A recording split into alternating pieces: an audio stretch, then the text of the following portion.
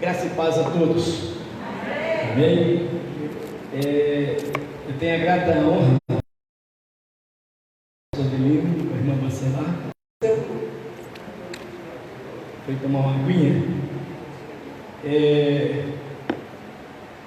Um dos guerreiros dessa cidade, desbravador do Evangelho, pegou aquele áudio do sítio Poções para cá, para lá, e eu tenho como companheiro do reino de obra, tenho o meu respeito e a minha honra, tá? E a nossa irmã Bacelar também, com todo o meu carinho e meu respeito. Guerreira, mulher de Deus. Quem nos visita mais, que o Senhor possa estar te abençoando. Queridos, abra sua Bíblia comigo, Colossenses capítulo 3, a partir do versos 12.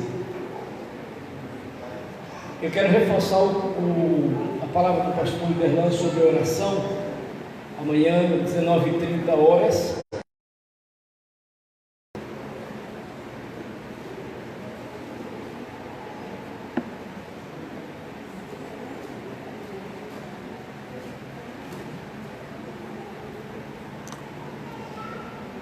Colossenses capítulo 3, versos 12 em diante, por gentileza.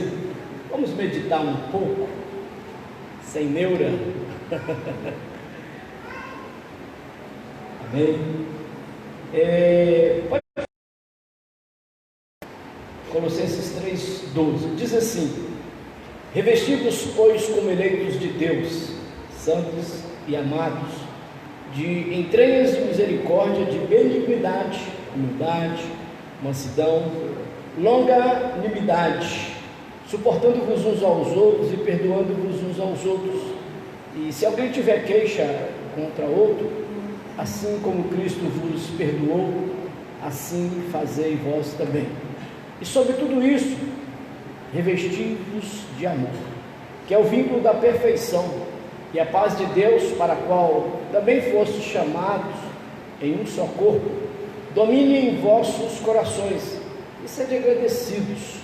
A palavra de Cristo habite em vós abundantemente, em toda sabedoria, ensinando-vos e admoestando-vos uns aos outros, com salmos, hinos e cânticos espirituais, cantando ao Senhor com ação de graças em vosso coração. E quando fizerdes, por palavras ou por obra, fazei tudo em nome do Senhor Jesus, dando por Ele graças a Deus Pai. Amém? Abaixe sua cabeça, por favor. Por gentileza. Santo de Israel Altíssimo, invocamos o Teu nome sobre todo o negócio do reino, sobre todo o projeto divino, sobre aquilo que ecoa de eternidade em eternidade, cujo Deus é o Senhor e tem todo e pleno domínio. Exerça sobre nós a Tua vontade, execute sobre nós aquilo que está no Teu coração. Ilumina-nos, ó Deus, ilumina-nos, ó Deus, de forma que tenhamos a nossa mente espiritual iluminada, ungida, o nosso entendimento, o nosso coração.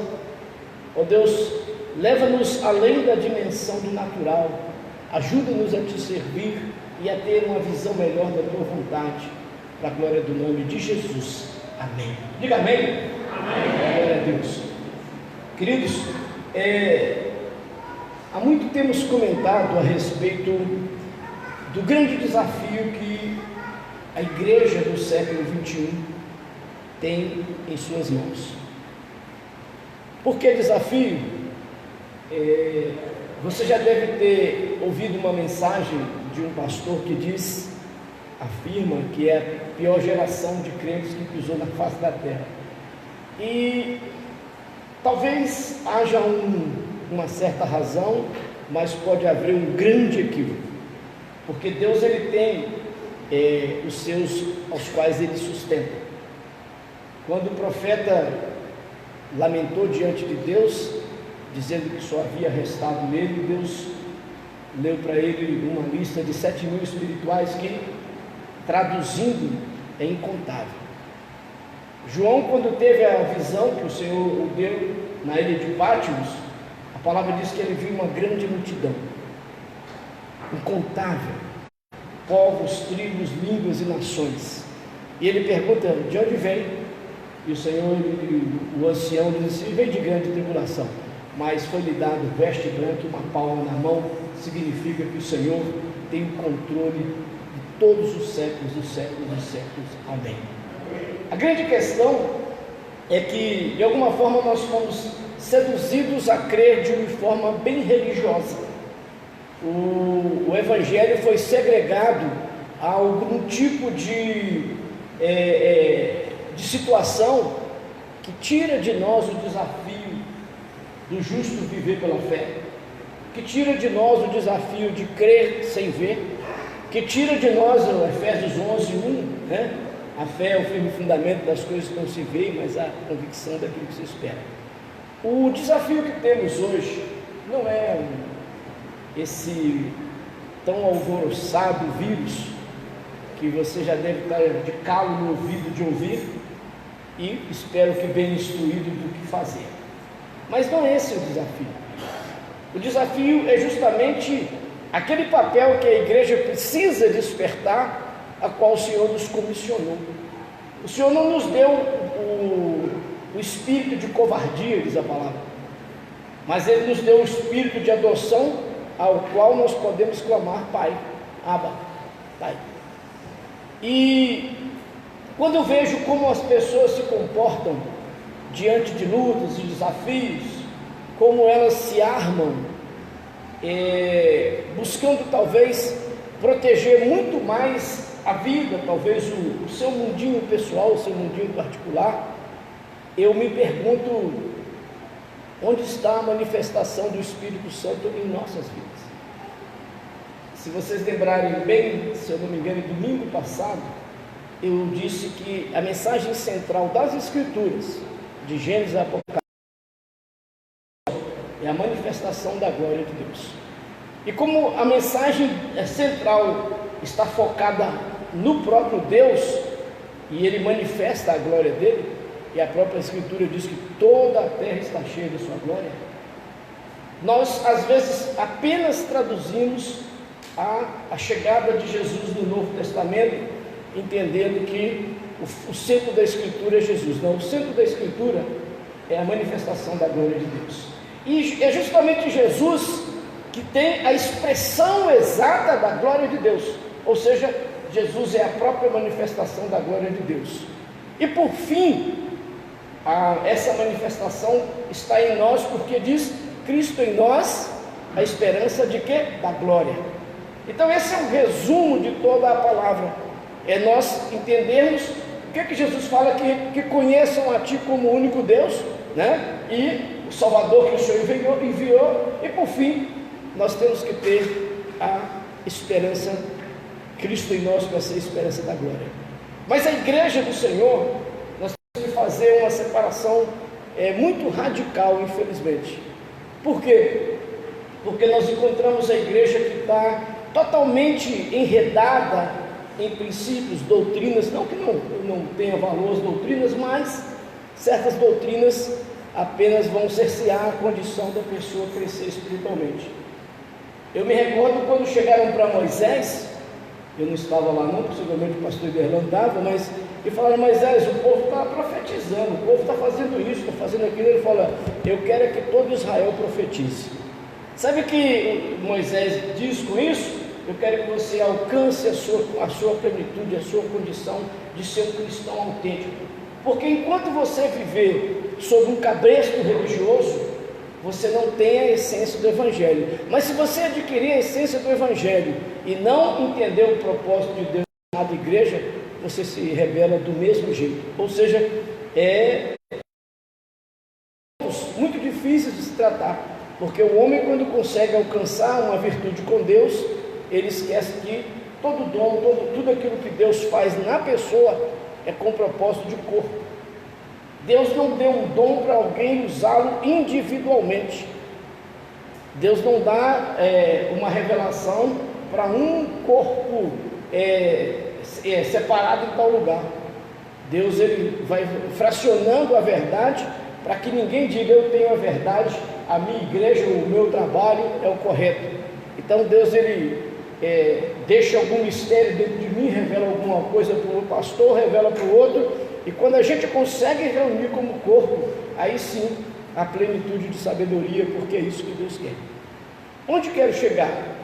Quando que o apóstolo Paulo fala, revesti-vos pois como eleitos de Deus, ele está nos convidando a entender, não é apenas a eleição como se fosse um princípio de predestinação. É complicado você pensar na predestinação como figurinhas carimbadas, mas se você pensar na presciência de Deus, porque Deus ontem, hoje e eternamente é o Senhor, Ele conhece o princípio e o fim, Ele é, pelo grego, alfa e ômega, Ele já descansou da sua obra. Quando você lê Gênesis 2, Ele descansou de toda a sua obra, e depois o autor de Hebreus fala que nos resta um descanso, nos resta um repouso, sabendo então que Deus, Ele tem o conhecimento de tudo que está acontecendo, porque espiritualmente Ele o tem como já acontecido. Então não há surpresas para Deus. Pela presciência dele, Ele pode dizer quem está salvo e quem não está, mas Deus não se ocupa nisso. Ele se ocupa a te dar ferramentas, condições de você fazer realmente a sua escolha. Como eu disse um tempo atrás, o que nós traduzimos como livre-arbítrio para nós, eu traduzo biblicamente como quebra de arbítrio, porque Deus colocou o arbítrio dele e nós quebramos. As nossas escolhas muitas vezes estão em seguir aquilo que Deus determinou ou quebrar aquilo que Deus determinou. Então eu tenho que saber se eu me vejo como um eleito em Deus. E quando eu me vejo, Ele vai revestir-vos pois como eleitos de Deus.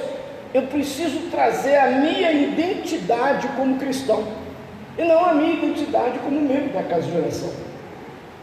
Eu tenho que saber a minha identidade no corpo. Eu tenho que buscar saber o que eu represento no corpo, chamado igreja. Aí sim eu começo a tirar do meu caminho as coisas que vão tentar me tirar da comunhão. O que mais falta hoje é entendimento, é conhecimento. Quando Oséias fala lá atrás, o meu povo perece porque lhe falta conhecimento, os pastores se apropriaram desse versículo e esqueceram do versículo seguinte, que fala, porque você, pastor, recusou o conhecimento. Porque você, pastor, recusou o conhecimento. Então, é um conjunto. Hoje, se nós falarmos sobre vida eterna, poucas pessoas vão ter palavras para discernir o que é vida eterna. É o fim da nossa fé. Qual que é o fim da nossa fé? Salvação. E o que é salvação? Onde eu vou estar? Como vai ser isso? Às vezes nós estamos servindo ao Senhor, como o apóstolo Paulo fala lá em Romanos, né? Servem a Deus, mas servem sem entendimento. E esses dias eu confesso que eu fui surpreendido numa coisa que eu sempre perguntei, porque eu queria uma resposta de Deus, uma resposta sensata. Os discípulos viram para Jesus e falam assim, por que o Senhor só fala para eles em parábolas?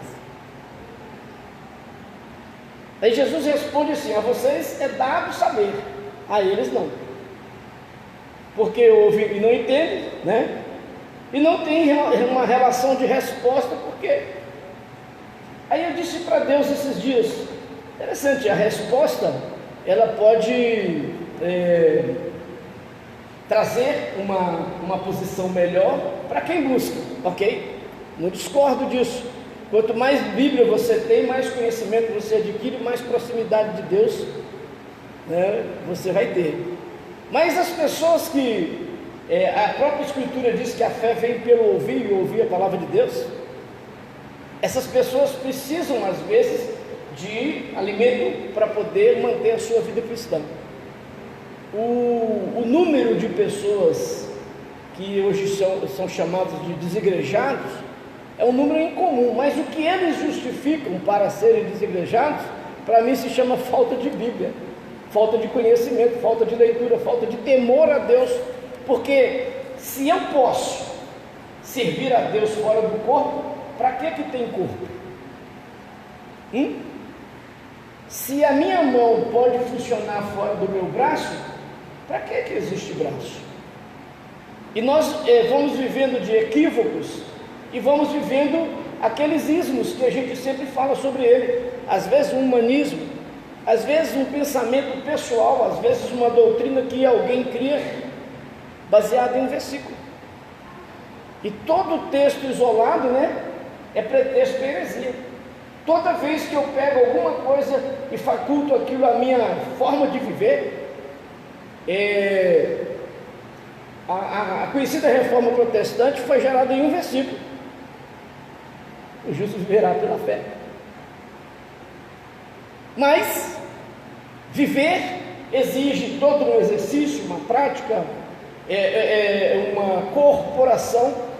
E essa geração que nós temos como desafio do Evangelho, eu falo do Evangelho, é uma geração que está comprometida por causa justamente desse que foi feito em cima da palavra chamada igreja. Sabe como eu vejo esse fatiamento? Uma grande pizza e cada pedaço é um sabor. Ela não veio à moda e 4 queijos, ela veio à moda 4 queijos, portuguesa, margarida e por aí afora.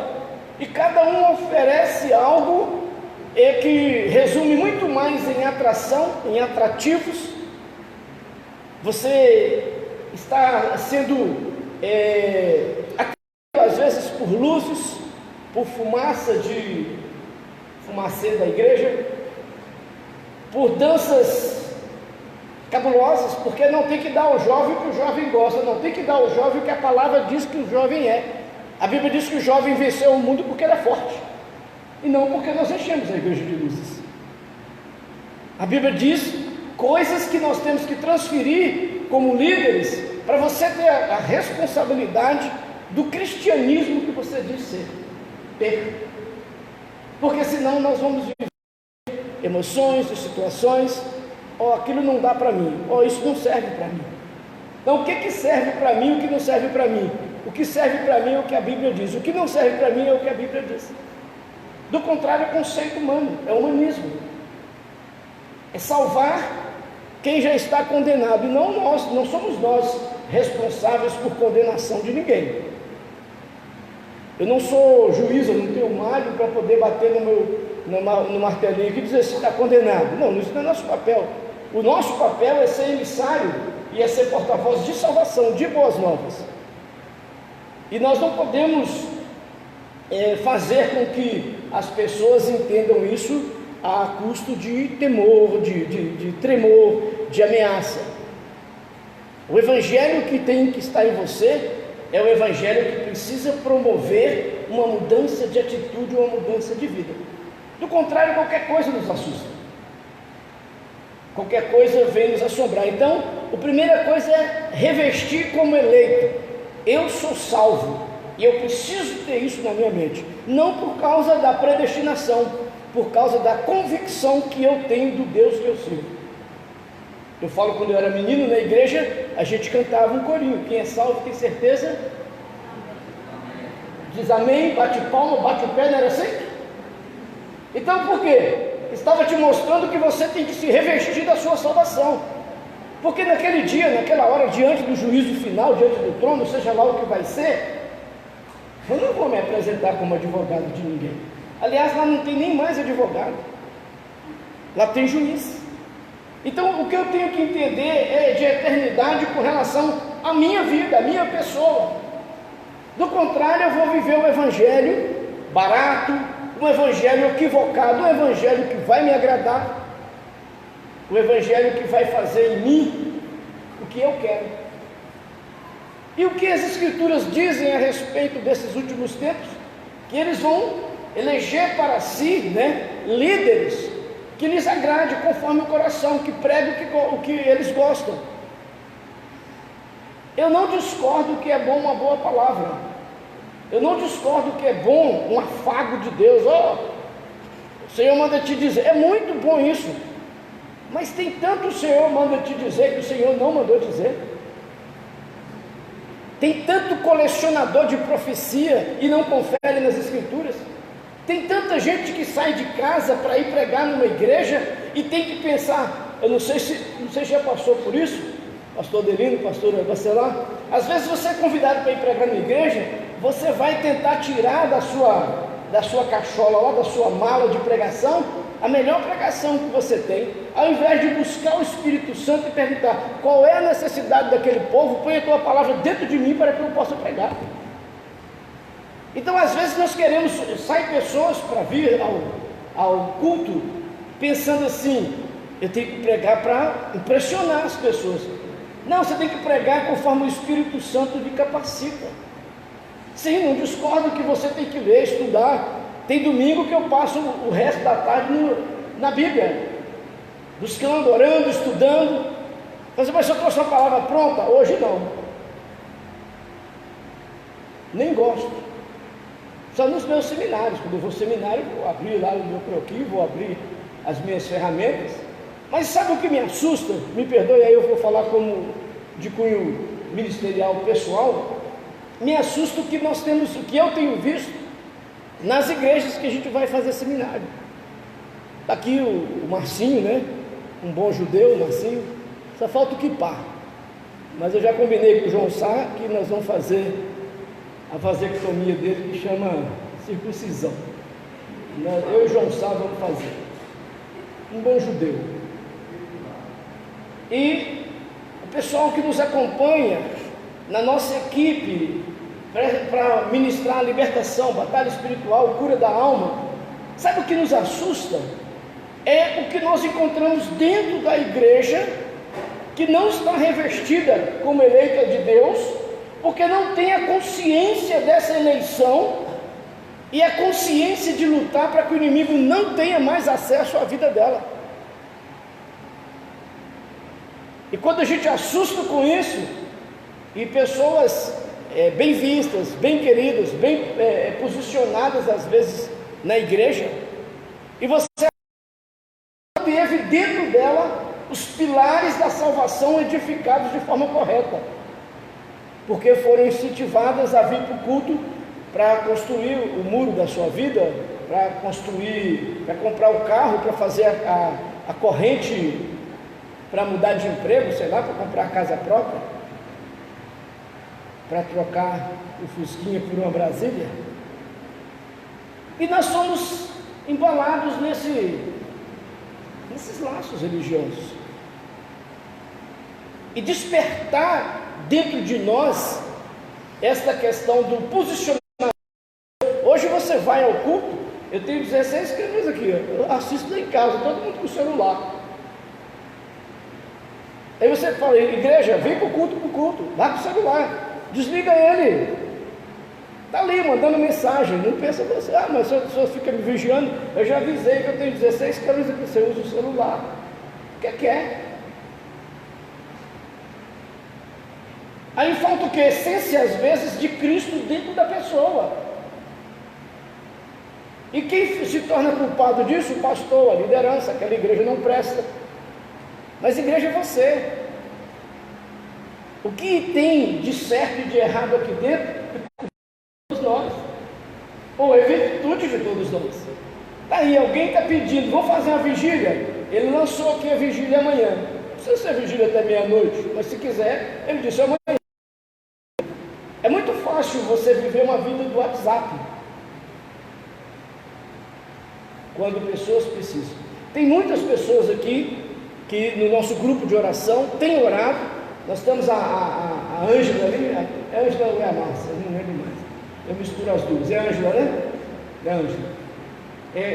Pediu oração pela filha que estava numa situação difícil com relação ao parto, com riscos profundos. Hoje eu ganhei um abraço ali. O ônus é do pastor, né?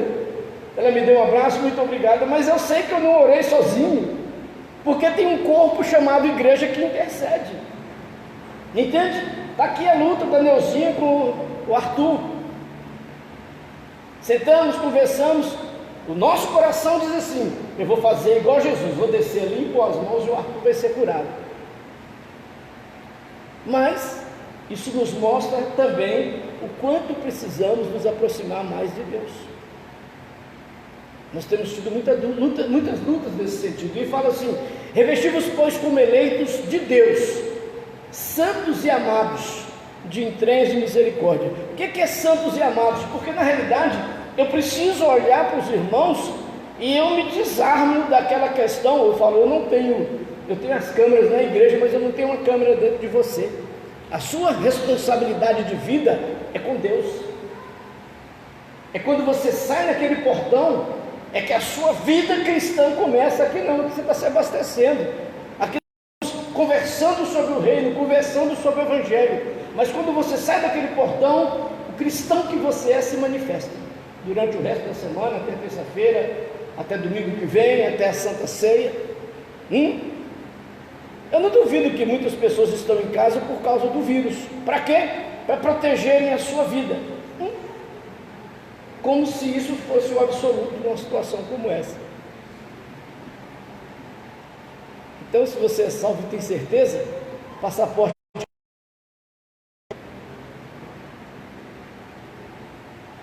Temos que estar prontos. Lembra do último dia no Egito? Você estava lá? Passou o sangue nos umbrais da porta e Deus falou para Moisés: fala para o povo para ficar desse jeito. Sandália no pé, cajado na mão, mochila nas costas, aí pronto para sair.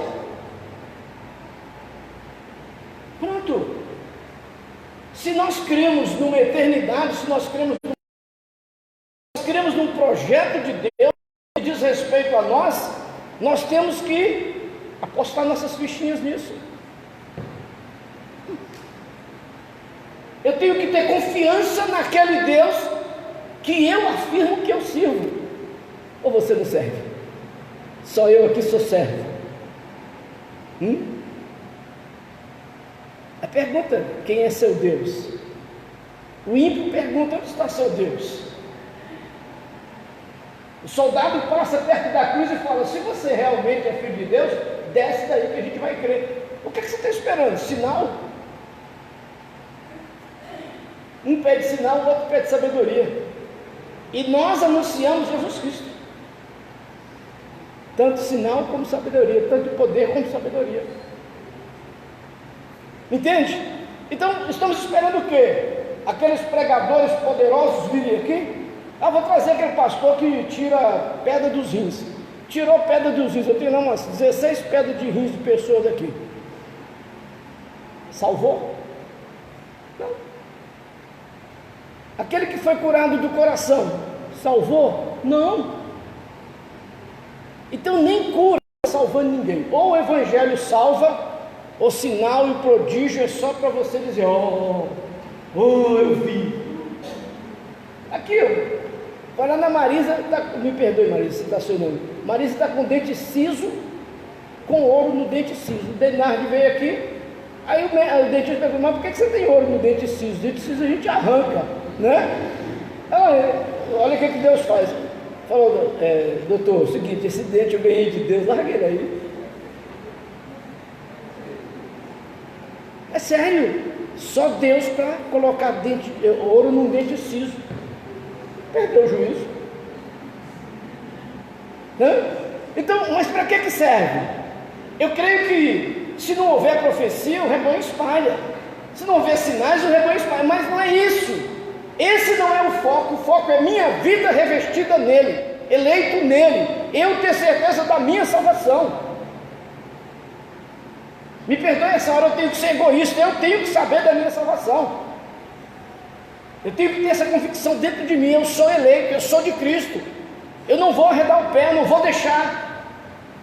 Porque o crente da nossa geração não faz nem prova oral, é múltipla escolha, índice para marcar e escolher um.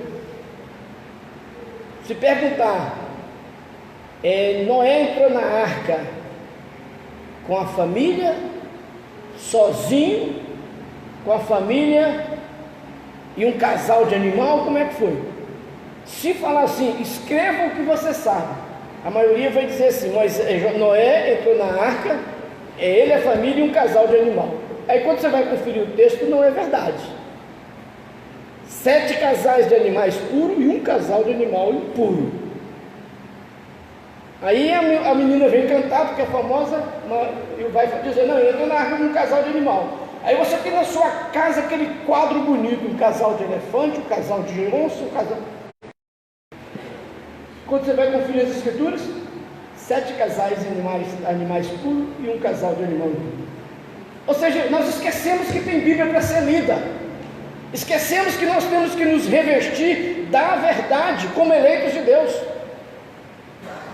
E conhecereis a verdade vos libertará. Esse talvez seja o versículo central para todos nós. Conhecimento. O meu povo perece porque lhe falta conhecimento. E diz assim: humildade, mansidão, longanimidade, suportando-vos uns aos outros. Ai meu Deus, que coisa difícil. Que tarefa difícil Deus nos deu. Dia 28, agora eu faço 33 anos de casado com essa minha. Pergunta: é fácil suportar o Edinho? Não. Pergunta a Leude se é fácil suportar o Denilson. O Dedé, lá em Monlevade, estudando tecnologia da informática, né? Informação, sei lá. E ele ligando: e aí, filhinho, já comeu uma bananinha hoje? Dedezinho, papai te ama, tá? Aí ele falou para mim assim: que mico que eu pago. O Dedé é aquele que, quando o pai vai levá-lo em Monlevade, para 2 quilômetros da faculdade, fala: pai, aqui tá bom, mas está 2 quilômetros, eu vou a pé, está tranquilo. Suportai-vos uns aos outros. Sabe por quê? Não tem ninguém perfeito aqui. Sabe o que eu disse para ela lá? Ela me deu o abraço, né? Recebi o abraço, porque isso para pastor é um afago, né? Somos todos iguais. Receba o seu abraço com carinho, com amor, mas mais pessoas oraram. Eu vejo a Simonete já entra em oração, a Kênia, né? A Kênia manda oração de todos os grupos, que está todo mundo, não é assim? Um grupo que está o José, ele está nos outros todos. Aí a Kênia, eu acordo às 3h30 da manhã com a Kênia dizendo: vamos orar, irmãos, em todos os grupos. Dá um disparo assim no meu celular, mas está orando, está clamando. Aí eu falo: a Kênia me acordou de novo, Senhor. Aí Deus me fala: você esqueceu que ela é igual um hamster acesa? Então nós precisamos aprender a suportar um ao outro, porque isso faz parte daquilo que se chama comunhão no corpo. Oi?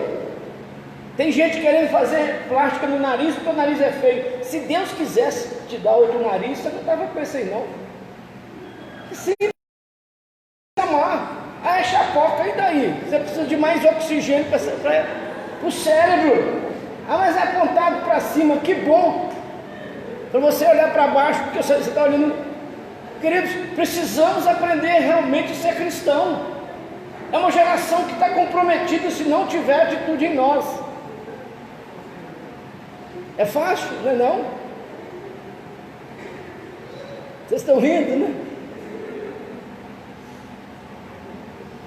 Você acha que é moleza suportar o Anísio daquele tamanho ali? Anísio fala comigo assim: não, o que você falou, Anísio? Não, entendi. Amém, Deus te abençoe. Cada um tem o seu, sei lá, o seu jeito, se é defeito. O que não podemos é ter jeitos no pecado e abraçar o pecado como se isso fosse correto. Aí não tem jeito, né? Então, suportando-vos aos outros e perdoando-vos uns aos outros.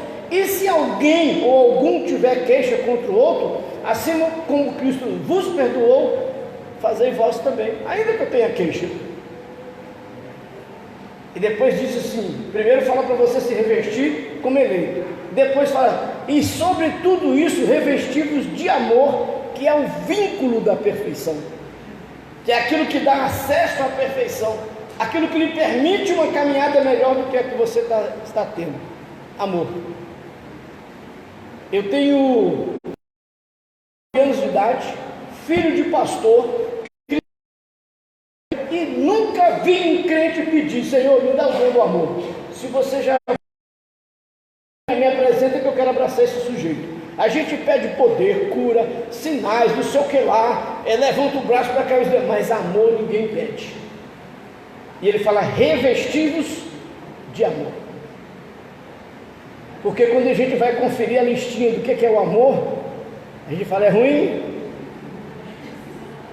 tudo sofre, tudo suporta, tudo espera, não se ufana, não se soberbece, não arde em ciúme. Esposas, o amor não arde em ciúmes. Maridos, o amor não tem desconfiança. Pronto. Pastor, meu marido não sai do celular. Pois é, eu estou achando que ele tem outra, não sei. Existem pilares que têm que ser construídos no relacionamento.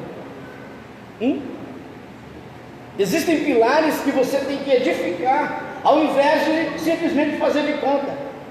Você não pode ir para um relacionamento dizendo: vamos ver o que vai dar. Nem com o próximo, nem com Deus. Piorou com Deus, porque você tem que saber o que vai dar com Deus. Então ele diz assim: revestivos de amor, que é o vínculo da perfeição, Deus, pela qual também fosse chamada em um corpo. Paz. Você sabe o que é essa palavra? Paz. Paz é posse. A Bíblia diz assim: você chega na casa de alguém e dá aquela saudação: a paz esteja nessa casa. Se a casa não for de paz, ela volta para você. Então é posse, é minha. Eu tenho que ter paz em tudo que eu estou fazendo. Me abalo por qualquer coisa. Pastor, eu tive um sonho muito feio, muito pesado. Aí eu pergunto assim: você jantou o que ontem? Primeira coisa. Porque a pessoa vai para esses fast food aí, faz um sanduíche com, sei lá, e manda aquilo para dentro, e chega em casa e cai na cama. Aí vem terremoto, maremoto, furacão. E no outro dia quer espiritualizar um sanduíche. Estou errado, pastor Danilo? Comeu um tropeirão lá de noite, com torresmo, aquilo deu gás, subiu para o cérebro.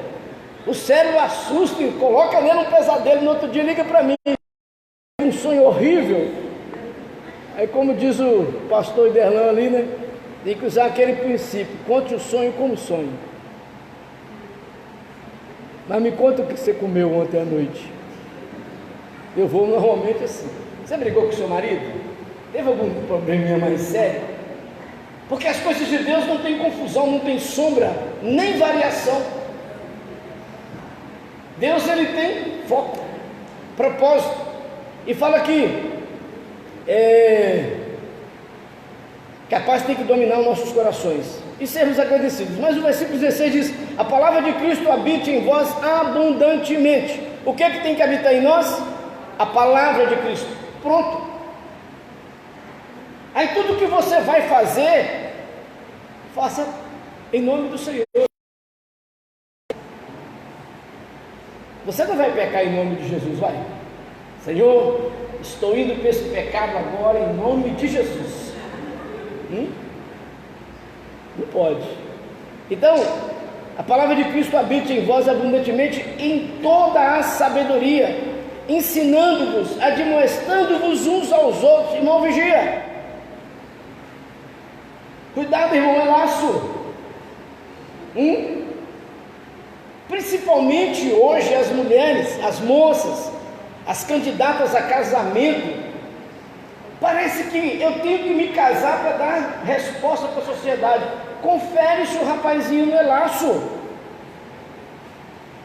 Que na sociedade de hoje, se o homem não valorizar a mulher, ela está entrando numa armadilha tremenda. Se ele não colocar sobre ela uma luz para que ela possa ter condições de crescer. Eu tenho que fazer o almoço, mas por que não pode ser o iFood? Aí ficam as mulheres segregadas a um fogão e com toda uma inteligência impedida. Por que não? Mulher minha não trabalha. Que mulher minha? O Senhor te concedeu a graça de ter uma esposa, te concedeu a graça de ter um marido. Trata bem um ao outro e vamos crescer. Aí o ciúme, como é que fica? Se for zelo, está valendo. Se for doença, a gente tem que expulsar isso aí. Lá no passado, quando o marido tinha ciúme da mulher, ele levava um casalzinho de pombo para o sacerdote, ele sacrificava ao Senhor, falando: essa é coisa de sua cabeça. Hoje em dia o sacrifício já está feito, então você tem que acreditar em que Cristo fez na vida da sua esposa e na vida do seu marido. Trabalhar junto. Eu sempre falo: lugar de marido no altar, lugar de marido é na igreja.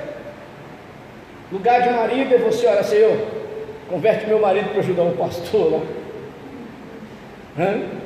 Converte meu marido para assumir o ministério naquela igreja. E quando ele tiver convertido, não puxa o tamanho dele não.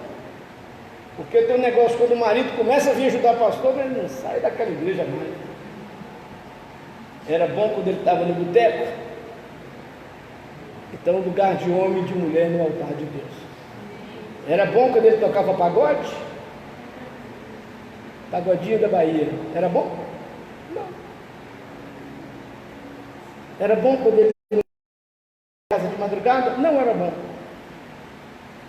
Mas se ele chegar em casa de madrugada, depois da vigília aqui com o pastor Iderlan, você falou: que bom.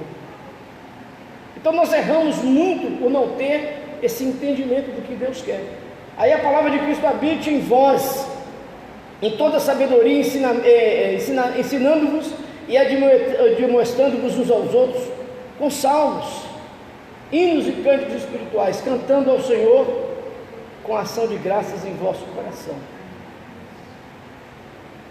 E vem: enquanto fizerdes por palavra ou por obra, fazei em nome do Senhor Jesus, dando por Ele graças a Deus e Pai. Tudo envolve como eu absolvo essa palavra na minha vida. Nós temos coisas para serem acertadas. Nós temos coisas no nosso sentimento que é difícil. Tem pessoas que são vítimas ou escravas do passado, de infortúnios. A palavra fala que quando você encontrar alguém, caído na fé, você vai primeiro vigiar por você. Você encontrou alguém fraco na fé, não chega dando uma geral, não. Peraí, você também pode estar fraco. Eu tenho alguns exemplos de pessoas, quando eu mexia com o centro de recuperação, que diziam assim: eu vou lá na boca agora evangelizar aquele povo que eu conheci Jesus. Eles não vai lá não. Mas por quê, pastor? Porque o risco de você não voltar é grande. E poucos foram que conseguiram voltar. Porque o inimigo sabe aonde tentar, sabe aonde buscar em nós. O grande detalhe é que eu preciso ter um choque na minha própria gestão espiritual, na minha vida espiritual. Porque qualquer rumor pelo mundo afora tira o crente da comunhão, afasta o crente da presença de Deus. Não sei se quem foi que mandou para mim, de um pastor da Itália. Eu tenho uma irmã e duas sobrinhas na Itália. Minha irmã está até aqui. O pastor da Itália começou a chorar, ou uma pastora, não lembro. E ela disse: com os cultos normais, os crentes já não vão na igreja, agora com essa situação aí, acabou. Aí eu penso assim: qual que é a preocupação desse pastor, dessa pastora? Na salvação das pessoas. Inicialmente é esse o pensamento. Mas por lógica, se eu tenho certeza da minha salvação, eu tenho que me posicionar. Sou igreja, eu sou crente. A Bíblia diz que bendito como crente Abraão, então é crente. Outros conceitos não nos servem, entende? O que eu quero chegar para a gente fechar nossa mensagem hoje? Onde eu quero chegar? Você é a igreja desse século. Daqui mais um tempo eu estou jubilando, igual o pastor Adelino. Mas você não vai jubilar do seu chamado. Às vezes você cansa. Eu já não sou mais aquele garotão que pulava aqui igual, descia correndo, socorria, passava noites e noites em claro. exercendo todo tipo de profissão que tem no mundo, bombeiro, delegado, detetive, salva-vidas de praia. Não, peraí. Hoje eu foco muito mais no anúncio do Evangelho para você ter capacidade de servir e você fazer a escolha do arbítrio ou da quebra dele. Eu quero Deus, não quero não? Ok. As pessoas enfiam os pés pelas mãos e vão aí se desculpar em cima de sistemas. Porque o pastor fez isso, porque eu estava no altar e me tiraram. Espera. Tem coisa que você tem que trazer para o consenso espiritual. Tem uma igreja que está marcando que ele vai fazer um trabalho de libertação, e eu já disse não 3 vezes. Estou esperando você chegar a véspera do mês para tornar a afirmar. Eu já disse não. Mas por quê? Porque você vai, faz uma libertação, muitas pessoas, e depois continua na mesma forma de vida. Jesus curou 10 leprosos, um só voltou. Ele disse na casa da Rosejane, ela está cismada que ela é da divisa da Bahia com Pernambuco. Não sei se no mapa Pernambuco pega na Bahia. Eu sei que Ceará pega lá, né? Será? Eu vi de geografia. Estava dizendo que Jesus é interessante, como a ação do Evangelho em Jesus é um negócio que você tem que parar para pensar. Ele está num certo lugar, chega um centurião romano e clama por um criado que está endemoniado e morrendo. E ele fala assim, de prontidão, vou lá. E o soldado fala assim, não, eu não sou digno que entre debaixo do meu telhado, não. Eu sou um homem que entendo o que é autoridade. Eu digo para o meu soldado, vai, e ele vai. Eu falo, volta aqui, não quero mais não, ele volta. Não, decidi, torna aí, ele vai. Eu sei o que é autoridade. Não, desisti de novo, volta aqui. Ele está sob o meu comando. Então basta uma palavra sua, tudo está resolvido. Ele fala, nem em Israel eu achei fé desse jeito. Já para a mulher Cirofenícia, a mulher de Sidom, ela fala, olha, eu preciso, minha filha está assim, ela fala assim, não pegue comida dos filhos e joga aos cães. Os cachorrinhos quando comem das migalhas que caem da sua mesa, eles estão felizes. Nenhum dos dois eram de Israel. Ele fala assim, eu vim senão para os perdidos da casa de Israel. Foi o que ele falou para ela. Depois ele fala tanto para o centurião como para a mulher, vai. Para o centurião ele fala, seja feito com tua fé, conforme a tua fé. Ele chega lá, que hora foi? Fé. Para a mulher é a mesma coisa, fé. Mas nenhum dos dois eram ovelhas perdidas da casa de Israel. Sabe o que é isso? Essas pessoas tinham dentro delas o reino. E sabe o que nos compete no reino? Fé. A palavra fala que quando a fé foi introduzida no mundo, Efésios 2,8, pela graça sois salvos por intermédio da fé. Então hoje eu não tenho que fazer aquilo que se fazia no passado de espécie alguma. O que nos cabe como gentios, como igreja, é andar na fé, é viver pela fé, não é por vista. E quando ele fala, se você pegar lá no passado, você vai pegar quem era Abrão, a linhagem de Abrão, o que ele fala para Abrão, conforme Gálatas 3,8, se não me engano, ele fala assim, olha, é Deus querendo anunciar, né, a verdade, anunciar as coisas do reino, ele anuncia a Abraão o Evangelho. Hebreus 3,8 diz, foi evangelizado por Deus. Quando Abraão deu o dízimo, não existia lei. Quando Melquisedeque deu pão e vinho, não existia Santa Ceia, não existia o passar por cima, não existia a Páscoa, não existia aquele ritual de sair com o cajado na mão, com as sandálias no pé. Sabe por quê? Deus anunciou a Abraão o Evangelho. E sabe qual foi o anúncio? Em ti serão benditas todas as famílias da terra. Por isso que quando Jesus chega ali para aquele centurião, o reino já está dentro dele. Quando ele chega para aquela mulher, o reino já está dentro dela. Então ele tem que chegar para nós hoje, e o reino tem que estar dentro de nós. Não as nossas religiões, não as nossas placas, não os nossos conceitos teológicos. Sabe o que tem que estar dentro de você? O reino de Deus. Se você está aqui hoje, está no celular, você perdeu uma oportunidade enorme de ouvir a palavra. Se você está aqui hoje, está distraído, você perdeu uma enorme oportunidade de deixar o Evangelho entrar dentro de você. Mas continue no seu celular. E por fim ele fala, dando por ele graças a Deus Pai. O Evangelho tem que estar dentro de você. Da adoração.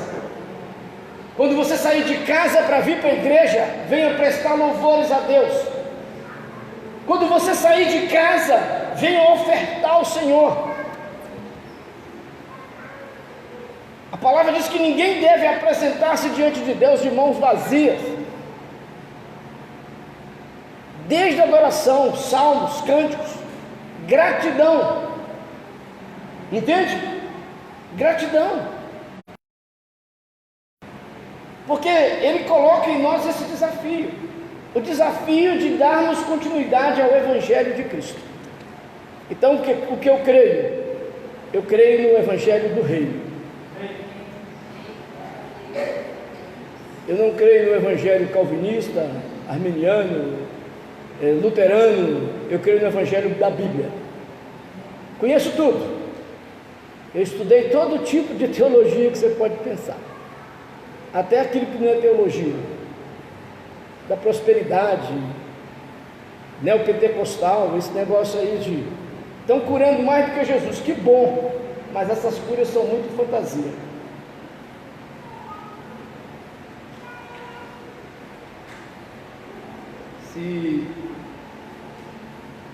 Acho que não posso falar isso aqui, né? Se eu orar o nome de uma tribo 7 vezes, resolver, nós vamos orar aqui e o Arthur vai ser curado. Tem oração até para amnésia. E pior é que tem uma multidão crendo. Eu vou orar por você, você não vai lembrar mais que você usava cocaína. O que é cocaína, pastor? Depois do 7 oração. Eu vou orar para você, você vai esquecer que seu marido te traiu. Aí olha e fala, não, seu marido traiu? Traiu, pastor. Então a oração não serviu, não vou orar de novo. A igreja perdeu o foco do Evangelho e da verdade. Mas é Cristo em nós a esperança da glória. Amém? Próximo culto, terça-feira, culto da vitória.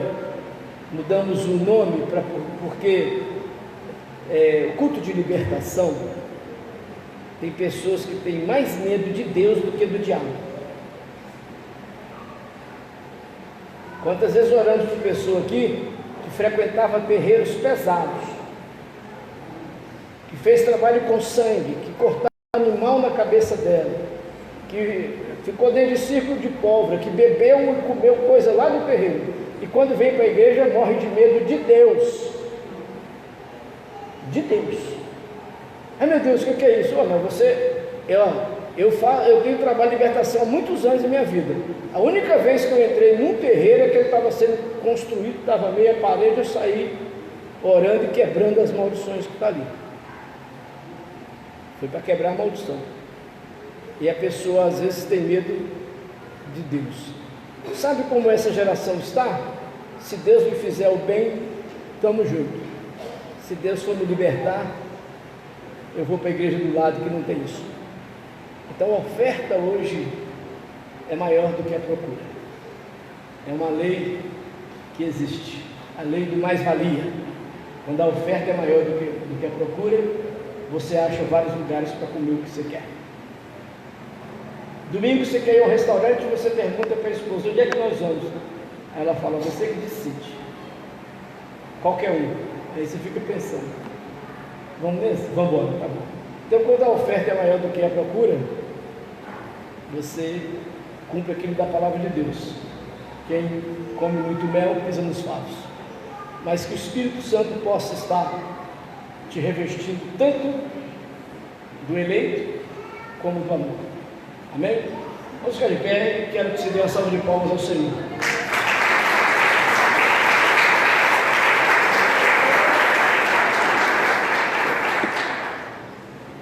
Eu não sei, é um padrão, às vezes a gente até esquece. Tem alguém nessa noite que gostaria de voltar aos braços do Pai, se reconciliar, porque não há outro lugar?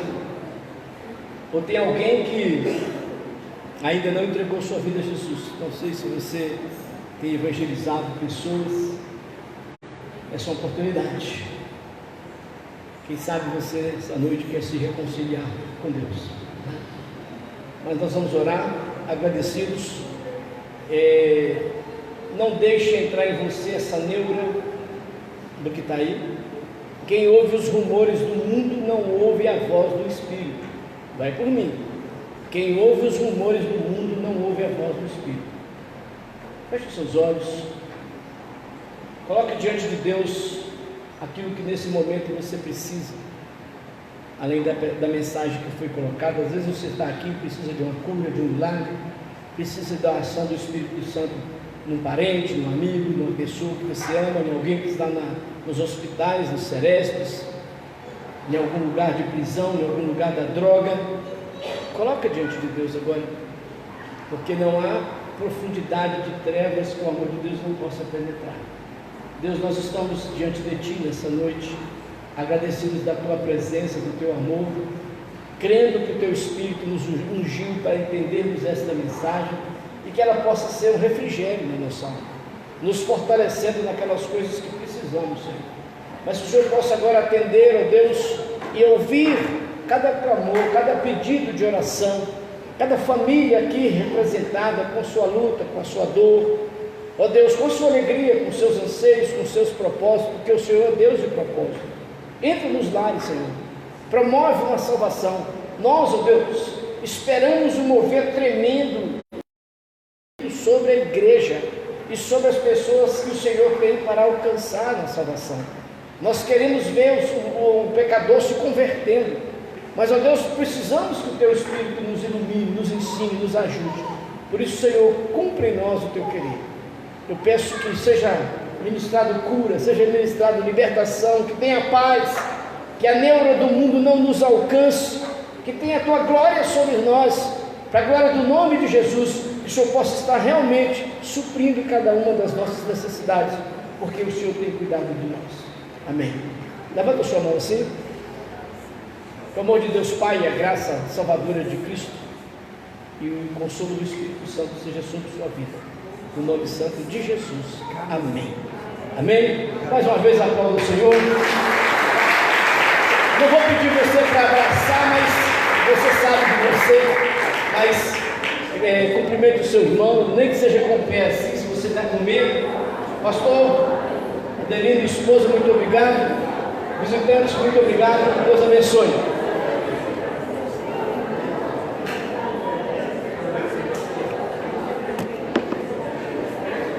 Assim e assim. Amém. A paz.